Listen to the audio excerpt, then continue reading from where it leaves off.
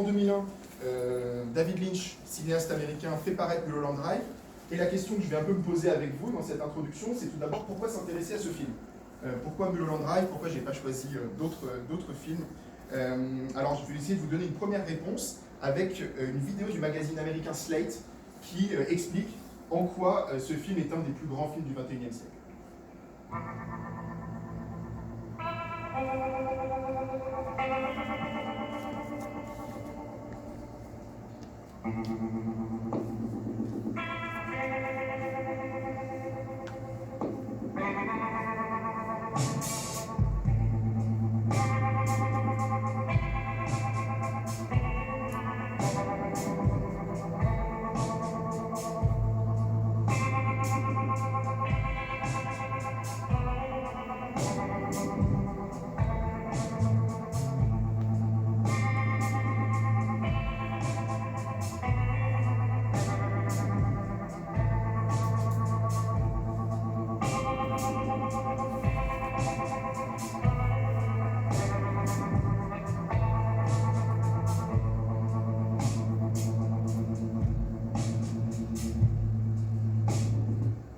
Alors, donc voilà, vous voyez, il y a déjà plusieurs arguments qui sont présentés par ce magazine Slate, et ils expliquent qu'évidemment David Lynch, en 40 ans de carrière, a produit assez peu de films au final. C'est pas comme Woody Allen qui chaque année nous fait paraître des films nouveaux. Il y a la volonté aussi de privilégier les questions aux réponses, ça c'est très intéressant, ne pas forcément donner toutes les clés du film. Quand il est interrogé, vous le verrez, il est assez mystérieux sur la signification de son film. Donc voilà, tout ça fait que, véritablement, c'est rentré dans le cénacle des grandes œuvres cinématographiques. Alors, Georgi Katsarov, lui, parle d'un vaste rébut quand il parle de Mulholland Drive. Quand on consulte la fiche Wikipédia, on trouve que c'est un film à énigme. Et Pierre Thévagnan, lui, mentionne un film à clé. Alors, la première fois que j'ai vu Mulholland Drive, c'était environ il y a 6 ans. C'était la première fois que je voyais un film sans avoir compris véritablement le cœur de la trame narrative. Je rejoins en fait ici l'artiste Celia Aparicio qui nous dit qu'aucun film par la suite n'a eu autant d'effet sur elle. Ce film l'avait laissée dans une confusion totale, incapable d'identifier ce qu'elle avait réellement vu. Donc assez vite, j'ai oscillé entre deux possibilités. Soit j'étais face à une imposture, je me suis dit c'est une sorte de supercherie, une vaste plaisanterie. En suivant cette perspective, je me suis d'abord demandé si Mulholland Drive n'était pas le fruit d'un réalisateur un peu dément, un peu fou. Bref, l'œuvre d'un artiste un peu dérangé, dans laquelle en fait il n'y a rien à trouver, il n'y a pas de sens à trouver, puisque résultant d'un esprit complètement insensé. Et puis progressivement, pas tout de suite, j'ai laissé un peu le film reposer quelques jours après le visionnage, et j'ai commencé à naviguer sur des forums, des articles de cinéphiles, etc., pour essayer un peu de détricoter la pelote. Et puis le but, c'était vraiment d'éclaircir un peu le brouillard dont nous avions tous été victimes. D'autant que dans ces interviews, comme je vous l'ai dit, David Lynch a esquivé toutes les questions sur la signification de son film.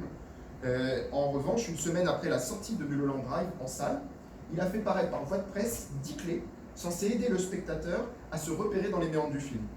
Il faut noter que ces 10 clés ne sont pas des sésames, c'est pas des sésames qui permettent de faire instantanément la lumière sur le film, mais pour ceux qui ont déjà une grille de lecture, comme je vais vous proposer, c'est un bon moyen d'éprouver le bien fondé de leur interprétation. C'est alors qu'une autre hypothèse est apparue, après m'être un peu renseigné, navigué sur les sites de cinéphiles. Mulholland Drive, c'était peut-être finalement l'œuvre d'un génie, et je rejoins l'analyse de Celia Aparicio qui soutient que le film est composé en plusieurs îles, c'est-à-dire différentes histoires qui font partie du film, et ces fragments parfois ne semblent pas reliés entre eux à première vue, mais ensemble, ils dessinent une constellation complexe d'événements aux significations multiples. Alors maintenant, je souhaiterais m'intéresser avec vous, dans cette introduction, pas tant m'intéresser aux intentions de l'auteur qu'à une esthétique de la réception, pour reprendre la formule de Hans Robert Jauss, qui est un théoricien de la littérature. Et en 1978, Jauss propose de développer une théorie de la réception en inscrivant la figure du lecteur, et ici celle du spectateur, pour essayer de comprendre un petit peu une œuvre. Chaque œuvre va créer une attente, et puis un horizon d'attente, car elle s'insère nécessairement dans un contexte de référence, de valeurs, de caractéristiques. Et donc, quand on s'intéresse à la réception d'une œuvre, elle est elle-même guidée par les attentes qu'elle crée liées aux œuvres antérieures. Donc, elle s'inscrit dans un contexte. Et on va le voir avec ce micro-trottoir qui est réalisé à la sortie d'une projection de Mulholland Drive. Le film dérange, déroute les spectateurs. Il ne s'inscrit pas dans les référentiels traditionnels. On a du mal à trouver des repères, à s'accrocher, à s'arrimer à tout ce qu'on a pu voir dans les films auparavant. Donc, on va voir tout de suite des retours. C'est une sorte de micro-trottoir qui a été fait à la sortie du film.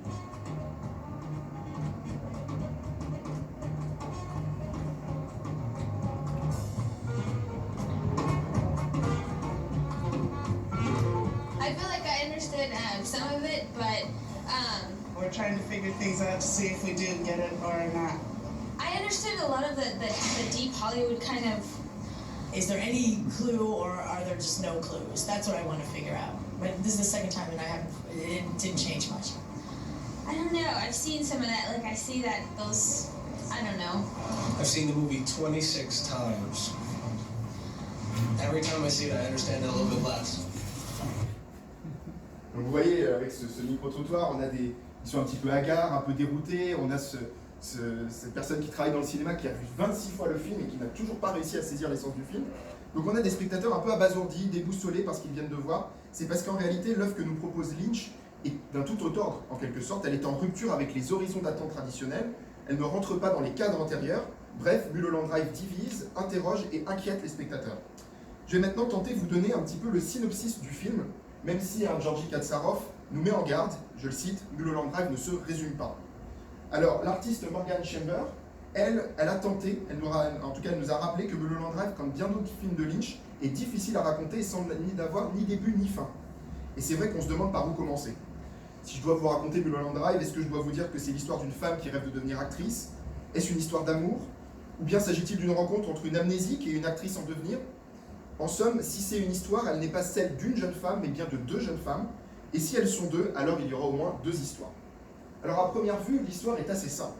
Quand on reprend le déroulé du film tel qu'il nous est présenté, Rita, une jeune femme brune, donc on est avec Rita au tout début, elle est victime d'une tentative d'assassinat qui s'est conclue en accident de voiture sur les hauteurs d'Hollywood, sur les hauteurs donc, de Mulholland Drive, elle fait la rencontre ensuite, après avoir été confrontée à cet accident de voiture, elle fait la rencontre avec la blonde Betty, qui va devenir rapidement sa confidente, son amie, pour essayer de retrouver qui elle est. Et donc Betty vient d'arriver à Hollywood, c'est une actrice en devenir, qui vient juste donc de débarquer dans la ville. Et aidée par Betty, Rita, tout l'objectif de Rita, c'est de retrouver la mémoire, ainsi que son identité. Se noue alors, comme je vous l'ai dit, une sorte d'amitié, une sorte d'histoire d'amour également, entre les deux femmes. Et voici en quelque sorte la ligne de vie à laquelle il faut essayer de se raccrocher. Chaque spectateur essaye de se raccrocher à cette ligne de vie pour résumer ce qu'il a compris du film. Pourtant, pour le critique et historien du cinéma, donc Philippe Rouillet, Mulholland Drive est une grande histoire de culpabilité qui fonctionne sur l'opposition entre rêve et réalité. C'est pour ça que je vous ai mis ça au tableau. Ça, c'est vraiment ce que dit Philippe Rouillet. Dans la réalité, la blonde s'appelle Diane, et donc du coup, elle s'appelle Diane, et par jalousie, elle a fait tuer son amante, la brune Camilla. Et ensuite, elle ne supporte plus son geste, elle est habitée par une sorte de culpabilité, et elle va se réfugier dans un rêve où elle va progressivement réinventer sa vie, et donc va s'opérer un transfert au niveau des prénoms. Ce n'est plus Diane, mais ce sera Betty, ce ne sera plus Camilla, mais ce sera Rita. Et la brune Camilla va devenir une sorte d'amnésique. Elle a choisi de se prénommer Rita d'ailleurs, et dans son rêve, Diane va donc se fantasmer véritablement, telle qu'elle aurait aimé être, une jeune actrice prometteuse, bonne copine avec la brune, avant que l'intrusion, on va le voir, d'une sorte de boîte bleue, va venir jouer les troubles faits dans tout ça. Et qui va la ramener d'ailleurs brutalement à la réalité. Donc, alors étouffée par le poids de la culpabilité, on va le voir. Hop, je vais vous montrer la slide aussi sur ça. Oui. Bonjour, allez-y. Donc, ce que je viens de vous expliquer avec donc, je vous mets les photos, au moins ce que je vous ai mis au tableau, mais je vous ai mis les photos donc, entre Diane, Betty, Rita et Camilla. Vous voyez, on a Diane dans la réalité qui est cette blonde criminelle, on a Betty qui est cette blonde sympathique qui se réimagine à travers le rêve. Et finalement, ce qui perturbe en fait le spectateur, c'est qu'en fait, on commence directement par le monde du rêve. Les 110 premières minutes du film sont consacrées à ce monde du rêve. Donc, étouffée par le poids donc, de la culpabilité, à la fin, Betty, donc Diane dans la réalité, va finir par se suicider. On va le voir ensemble. Donc en somme, le rêve occupe toute la première partie du film et dure quasiment, vraiment, les 110 premières minutes sont occupées par ce monde du rêve. Et la réalité et les raisons de ce rêve ne sont données que dans les dernières minutes. En plus, la portion de réalité qu'on va avoir à la fin du film, véritablement, elle est construite sur des très longs flashbacks. Et à chaque fois, le passage du rêve à la réalité se fait par l'intermédiaire de cette boîte bleue. On a la boîte bleue qui va faire le passage entre les deux. En fait, sur l'ensemble du film, on n'a que très peu de plans au présent. C'est vraiment très limité en termes de plans au présent. Et finalement, c'est ceux qui vont aboutir au suicide de Diane, donc cette blonde criminelle qui a assassiné la brune Camilla. On va voir quelles en sont les raisons. Donc les dernières images vont pouvoir nous montrer enfin ce que raconte vraiment le film, l'histoire de deux destins brisés, une aspirante actrice qui n'a jamais percé, et sa maîtresse, qu'elle a fait tuer. On va voir pourquoi, comment, etc. Mais donc c'est l'idée vraiment d'une blonde qui fait assassiner la brune et qui va se réinventer sa vie par le monde du rêve. Alors tout de suite, on revient sur la séquence d'ouverture du film. Après vous avoir présenté de manière un peu globale le film, avec ses oppositions, etc., on va s'interroger ensemble donc, sur cette séquence d'ouverture. Ça dure 2 minutes. On va essayer d'analyser ce qui se joue dans cette séquence d'ouverture.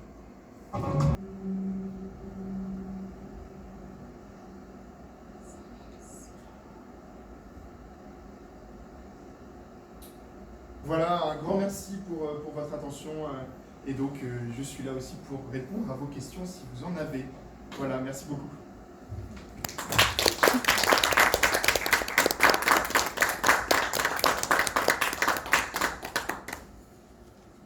Alors, est-ce qu'il y a des questions sur ceux qui se souviennent du film? Ce que j'ai pu, oui.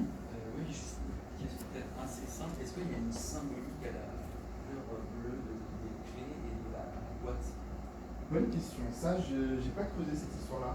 La symbolique, alors, on voit, comme je vous ai expliqué, il y a un transfert donc, entre la clé dans le monde réel, ce que j'appelle le monde réel, et le monde du rêve. Mais la symbolique bleue, c'est une bonne question. Ça, j'ai pas investigué ça. Je sais pas du tout si le bleu a été choisi par manière un peu. Il y a un sens derrière ça ou pas. Je ne sais pas. Pour le coup, ça, je sais pas. J'ai pas creusé ça. Cette histoire de symbolique du bleu, je ne sais pas. Oui.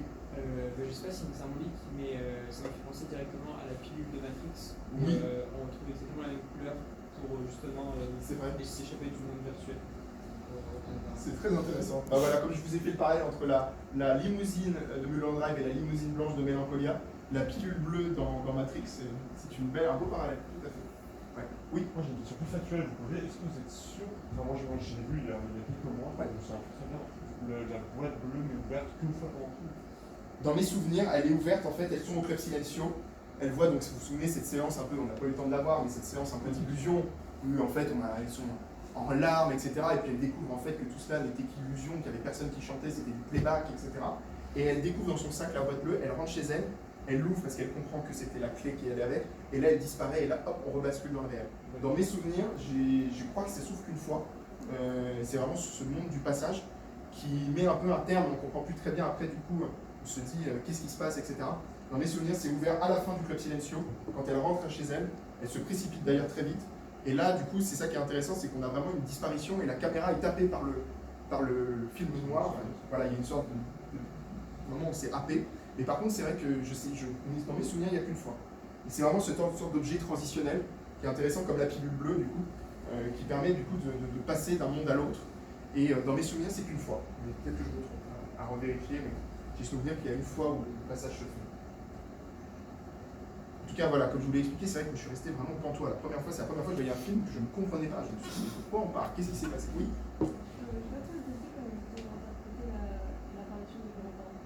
Alors, c'est son oncle et Satan, du coup.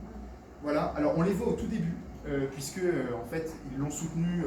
En fait, c'est eux qui, je sais pas si il y a des moments où on les voit, ils la déposent à l'aéroport, je crois. Voilà.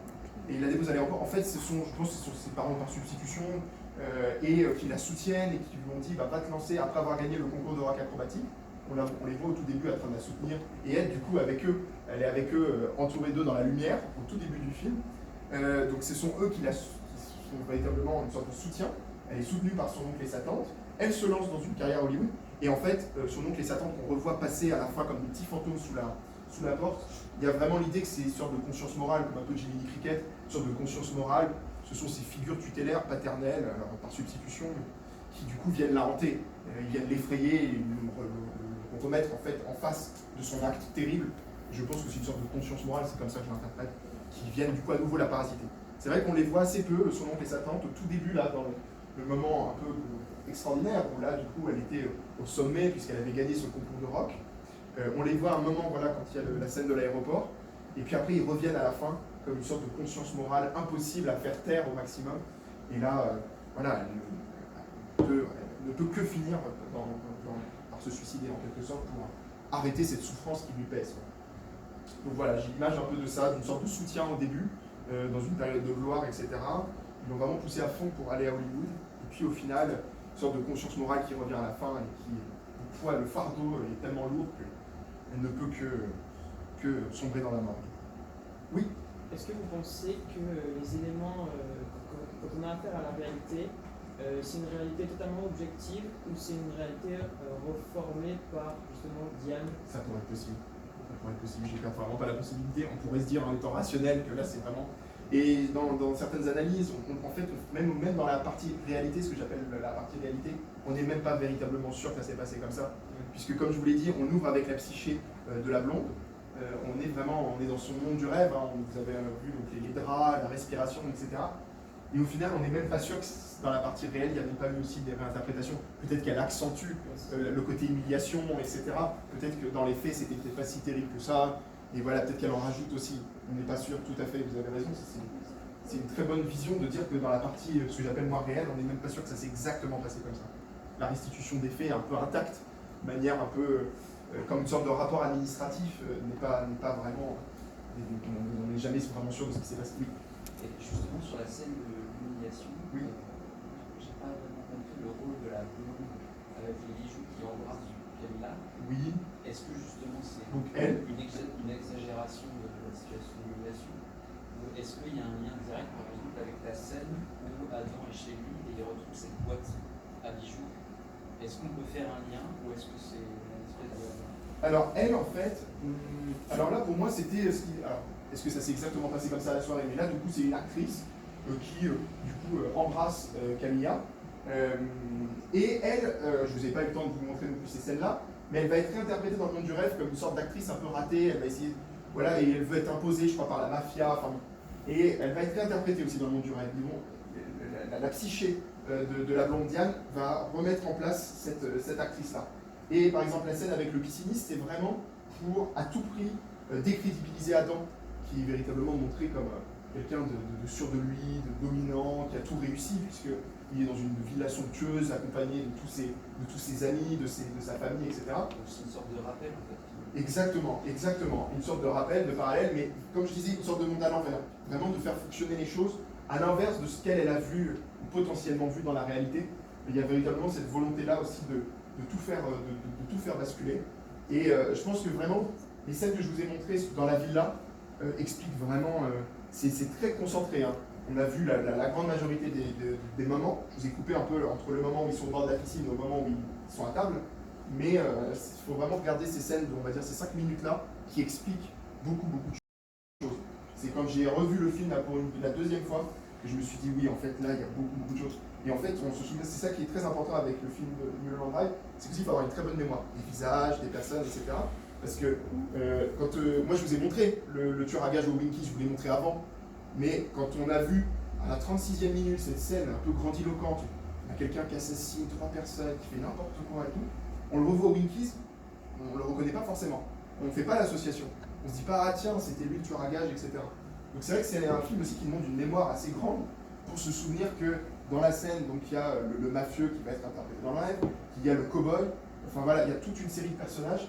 Et donc il faut, c'est vrai aussi avoir cette un peu logique de faire travailler aussi sa mémoire pour se dire, tiens, ces personnages-là, je les ai déjà vus, à tel et tel endroit, etc. Mais oui, il y a vraiment une volonté de faire autrement, de remettre les choses à plat et dans son sens à elle, puisque le réel l'a déçu profondément. Donc il y a une volonté de reconstruire autre chose. Et je trouve que l'image d'Inception est vraiment bonne dans le monde du rêve, parce que on a DiCaprio et Cotillard qui s'enferment dans le monde du rêve pour construire quelque chose à eux. La volonté d'arrêter d'être dans le réel et de construire quelque chose à l'intérieur d'une sorte de cocon à soi, quoi. Je trouve que l'image avec Inception marche assez bien aussi. Oui. Quelque chose que j'ai pas compris, c'est une scène où c'est dans le rêve. C'est une scène où les deux arrivent dans une sorte de résidence, rentrent dans une maison et tombent sur un corps mangé. Et en fait, ça c'est une scène du rêve, donc techniquement c'est avant le suicide de Diane. Donc est-ce qu'on peut dire que c'est ça, alors oui, vous vous souvenez, alors je ne vous ai pas montré non plus cette scène, mais elle est dans le film. C'est une scène où en fait, on est dans le monde du rêve, puisque c'est Betty et Rita, et elles vont découvrir une sorte de maison un peu abandonnée, avec du coup ce corps, qui est en fait le corps de la blonde dans le réel, Diane, qui s'est suicidée dans son lit. Donc c'est une sorte de parasitage encore, et donc de réinterprétation, enfin, de ce qui va advenir en tout cas, ou dans mes souvenirs, je ne sais plus si Oui, parce que c'est vrai qu'en termes de chronologie, ça bouleverse complètement la chronologie. On se dit, tiens, qu'est-ce que c'est que ça? Et il y a peut-être la possibilité, voilà, soit de se dire que c'est, du coup, ça préfigure le suicide de Diane, ou que c'est aussi une sorte de rappel aussi de l'assassinat de Camilla. Ça peut être peut-être... Mais par exemple, ce personnage de Winkies, le personnage qu'on revoit d'ailleurs, vous l'avez vu, on le revoit à la toute fin. Et ce qui est intéressant, c'est de faire le parallèle entre ce qui est vraisemblablement advenu de Camilla, cette sorte de beauté pulpeuse incroyable, avec du coup ce visage décrépit, et puis après vous voyez il y a une sorte de fondu enchaîné avec l'image des deux, la blonde, la brune, et d'ailleurs la brune avait mis une perruque de blonde, une sorte de fusion, avec une sorte de fusion, comme je vous l'ai dit, une sorte de fusion pour l'éternité grâce au meurtre, enfin grâce au meurtre et au suicide, dès que, un peu comme dans Tristan et Isolde, dès qu'on peut se réunir qu'autrement que par la mort, puisque le réel nous a déçus, le rêve nous a déçus, puisqu'on n'a pas réussi à ce que le rêve reste une entité non parasitée par le réel. Vous l'avez vu, il y a du parasitage en permanence, il y a des choses incongrues, etc., des choses inquiétantes, et puis au final, elle se réveille, et donc, si le réel est décevant, si le rêve ne permet pas de recréer tout cela, il ne reste plus que la mort, qui est une sorte de communion ultime, à la manière donc, d'une sorte de mythe un peu traditionnel, hein, à la Tristan et Isolde. Mais oui, c'est vrai qu'il y a cette scène-là où on voit, on se dit, ça, à nouveau, ça rajoute de l'étrangeté. On voit les deux, etc. Elles sont encore bonnes copines et même amantes. Et on voit donc ce corps allongé. En plus, le corps, il a exactement la même forme que Diane quand elle s'est suicidée. Voilà, donc c'est pour ça. Il y a peut-être l'idée, voilà, en termes de chronologie, c'est complètement bouleversé. Mais je pense voilà, qu'il y a vraiment ce parallèle aussi, ce lien à faire, tout à fait. Oui. Et juste pour revenir, à votre avis, c'est une mise en abîme pour le spectateur ou alors c'est juste parce qu'elle-même avait déjà des pensées suicidaires? J'ai pas de réponse, ça peut être les deux. Ça peut être vraiment les deux. Ça peut être les deux, j'ai pas de réponse tout de suite. Un rêve prémonitoire. Ouais, ça peut être ça aussi, un rêve prémonitoire, exactement de ce qui va advenir. Ouais, ça peut être ces trois-là, ça peut être un rêve prémonitoire. J'ai pas, voilà, il n'y a pas, à mon avis, il n'y a pas de bonne ou mauvaise interprétation. La seule chose, c'est qu'avec ce que j'essaie de vous proposer, c'est d'essayer de faire une sorte de cohérence un peu générale, de voir un peu que tout ça à peu près arrive à tenir en forme. Mais comme je vous ai montré, il y a ce secret central, et puis toutes ces énigmes autour qui viennent parasiter, qui font une sorte de buisson général. On a du mal un peu à cerner de quoi il en retourne, parce que entre voilà, cette scène-là, la scène de la piscine, etc., tout ça sont des scènes qui parasitent la trame générale du film. Donc c'est pas très bien à quoi ça sert, et c'est après coup qu'on se dit ah tiens, en fait c'est ça. Donc il y a vraiment une sorte de réflexion rétrospective à faire, et je pense que tout à fait le film aussi est important à voir plusieurs fois. Je pense qu'en 1919, alors peut-être pas 26 fois non plus, parce que là, bon. Mais c'est vrai qu'il y a une volonté, je pense que le voir qu'une seule fois, on loupe pas mal de choses évidemment. On reste un peu pantois, un peu hagard, et de le revoir, et à mon avis, à chaque fois qu'on le revisionne, on retrouve des choses. Et ce qui est intéressant, c'est qu'à mon avis, l'objectif, c'est que chacun trouve aussi sa propre clé, ses petits indices à soi, les petites choses qui font sens pour le spectateur. Je pense que ça aussi, c'est important, qu'il n'y ait pas même si je vous ai donné une sorte de fil rouge général, une trame générale qui, pour moi, essaie de faire sens d'un grand nombre de choses dans le film, c'est pas la vérité révélée. C'est vraiment une interprétation que je propose et qui, à mon sens, permet en tout cas d'avoir quelque chose qui tient à peu près la route. Et dans ce que j'ai pu lire des auteurs que je vous ai cités ici, il y a une volonté de se tourner vers ce type d'interprétation, même si je pense qu'il y a des choses qui résistent. Il y a une scène, il faut qu'on la revoie ensemble, mais il y a la scène de nuit là, avec le cow-boy dans une espèce de terrain vague. C'est une scène que j'ai du mal à interpréter, il faudrait que je la revoie, etc. Je ne l'ai pas trop présentée, mais il y a des scènes qui résistent un peu à l'interprétation aussi. Ouais. Justement, c'est intéressant. Je pense que cette scène-là rejoint votre interprétation selon laquelle le rêve de la blonde lui sert justement à échapper la douleur de la réalité, en présentant justement l'industrie cinématographique américaine comme étant unique et dans laquelle il est difficile en fait vraiment d'accomplir des vérités artistiques profondes et sincères. Et justement, c'est la question que j'aimerais vous poser. Est-ce que vous ne pensez pas que le rêve est aussi un discours de vérité dans ce cas-là? Parce que finalement, c'est pas, le rêve de Diane n'est pas nécessairement pour se protéger elle-même, mais peut-être qu'il produit aussi un peu de vérité dans la mesure où il tient un discours critique à l'égard de l'industrie cinématographique américaine, etc. Tout à fait. Et que finalement, c'est peut-être la réalité.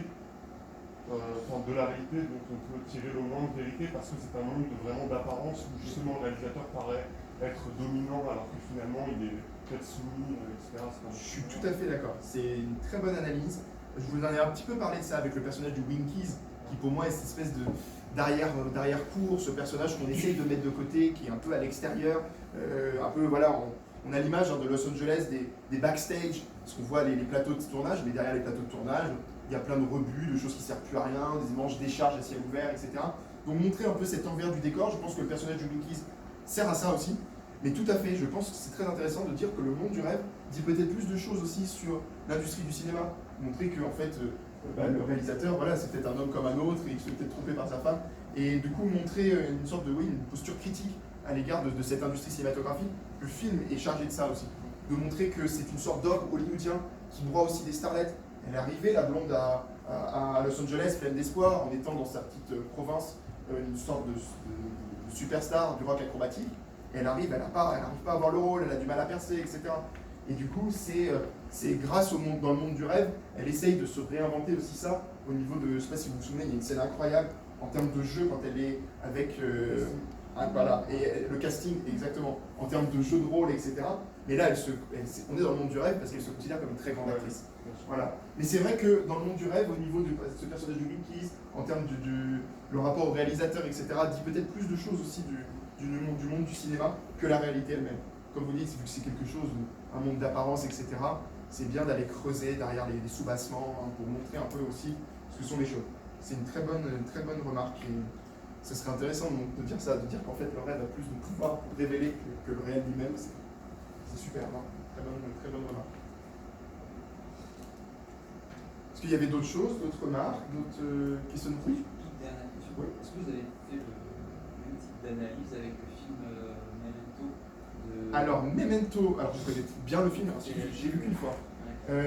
Extrêmement intéressante, avec une partie en noir et blanc, une partie en couleur, avec l'assassinat de sa femme, je crois. Alors, ce qui est intéressant, c'est que toutes les 5-10 minutes, le film repart.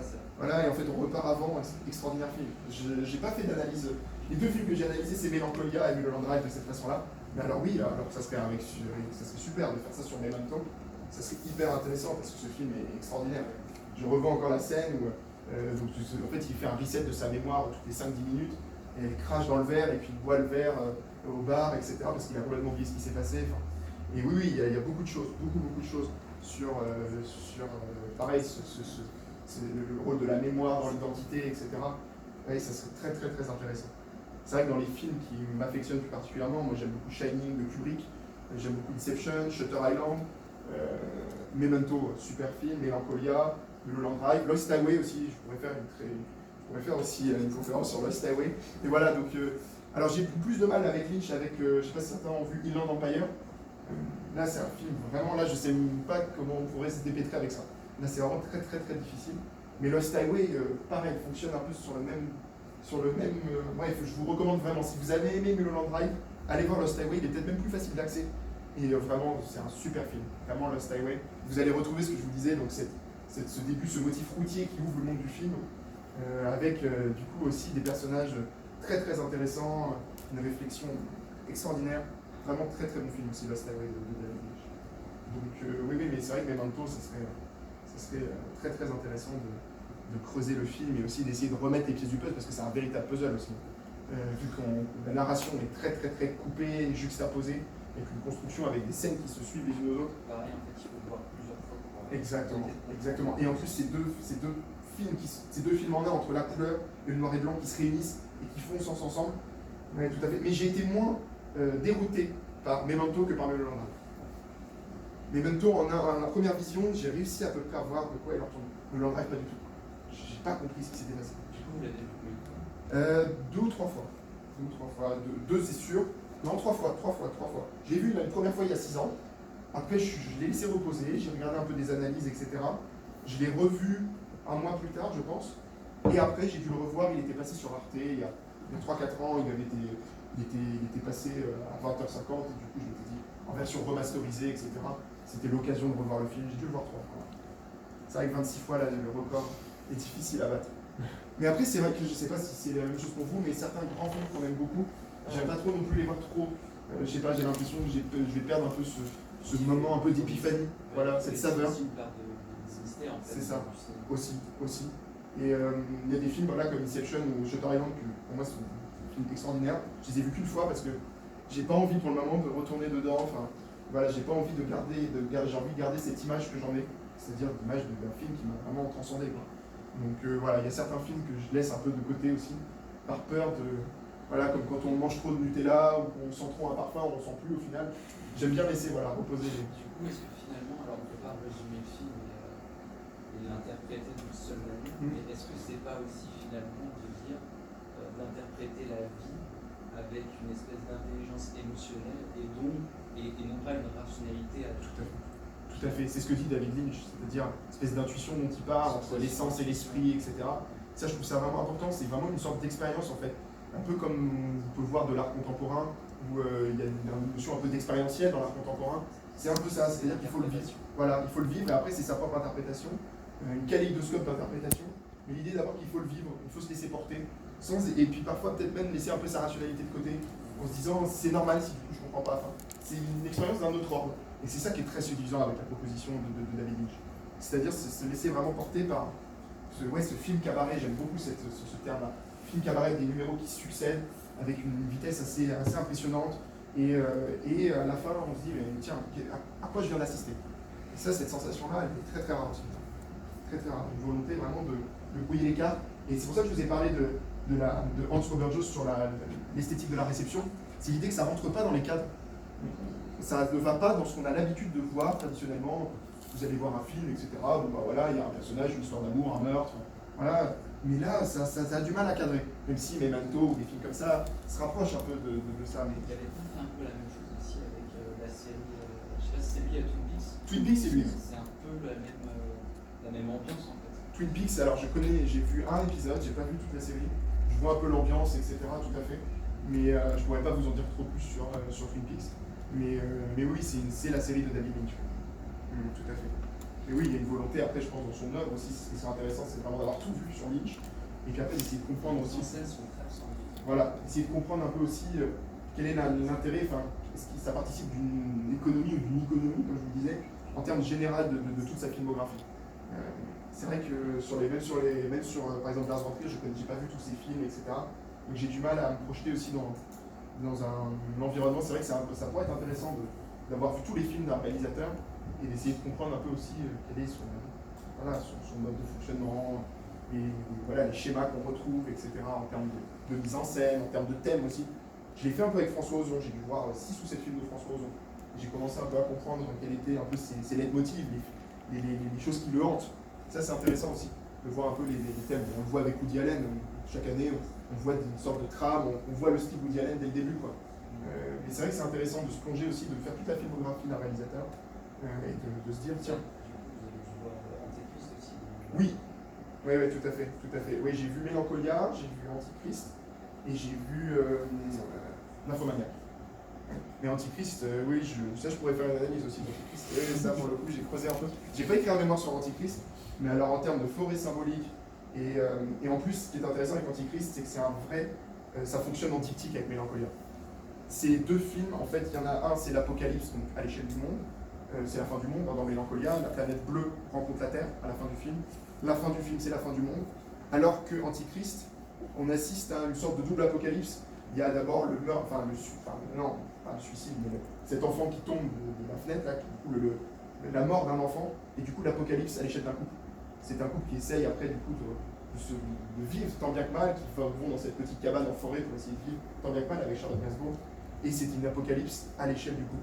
Donc ça c'est vraiment intéressant en termes de symbolique, il y a beaucoup de références, etc. Et ce qui est intéressant, c'est qu'aussi à la fois dans Mélancolia et dans Antichrist, ce sont un peu des artistes refoulés, puisque Kirsten Dunst est une artiste refoulée dans Mélancolia, elle bosse d'ailleurs dans une boîte de marketing, et pendant le mariage, elle envoie voler tout, elle dit à son patron, j'arrête de bosser pour toi, parce que lui, pendant tout le mariage, il lui dit, sans-moi une accroche publicitaire, etc. Il fait tout voler en éclats. Et dans le film Antichrist, je ne sais pas si vous vous souvenez de la scène où Charlotte Gainsbourg est dans la petite mansarde et fait du scrapbooking, une sorte de volonté créatrice aussi, qui du coup est au cœur aussi d'elle-même. Et puis ce qui est intéressant, c'est aussi qu'on retrouve Charlotte Gainsbourg dans les deux films, mais pas du tout dans les mêmes rôles. Elle joue la sœur un peu rassurante, etc. Plutôt voilà, un peu parfois paniquée aussi, et on la retrouve dans une autre autre scénographie aussi. Donc ça c'est intéressant, vraiment, de comparer aussi Antichrist et Mélancolia, mais en termes de, j'ai trouvé moi, au niveau du bestiaire médiéval, etc., en termes de symbolique, d'image et tout, il y a vraiment beaucoup de choses à dire sur Antichrist. Et j'ai vu donc The House That Jack Built avec Uma Thurman, je n'ai plus le nom de l'acteur principal qui joue très très bien d'ailleurs. Donc voilà, j'ai vu quand même pas mal, j'ai vu plus de Lars von Trier que de David Lynch. Mais oui, donc c'est Antichrist. On pourrait aussi. Je pense qu'Antichrist et Memento sont ceux. Et Lost Highway, c'est peut-être les trois qui auraient le plus de potentiel pour vraiment creuser et faire une sorte de présentation générale du film. Mais Antichrist, pour le coup, a l'avantage d'avoir une certaine linéarité. Ça résiste assez peu à la compréhension. Par contre, derrière, pour saisir vraiment tous les enjeux, il y a vraiment beaucoup de choses. C'est pas juste l'histoire de couple. Ce symbole. Ouais, exactement. Comme dans Mélancolia. Dans Mélancolia, ceux qui l'ont vu, il n'y a pas de. Je pense pas